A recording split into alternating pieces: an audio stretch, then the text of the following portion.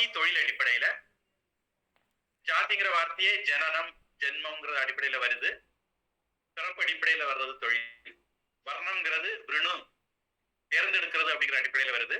நம்முடைய குணத்தினாலையும் கர்மத்தினாலையும் அப்படின்ட்டு பகவத்கீதை சொல்லுது.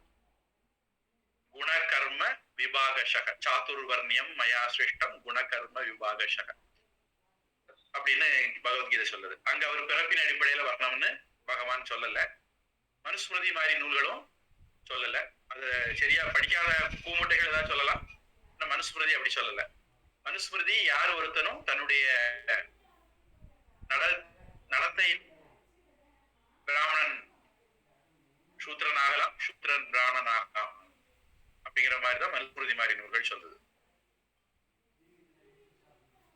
வர்ணம் வந்து நாம நம்முடைய உயர்ந்த குணங்களால உயர்நிலையை அடைகிறது.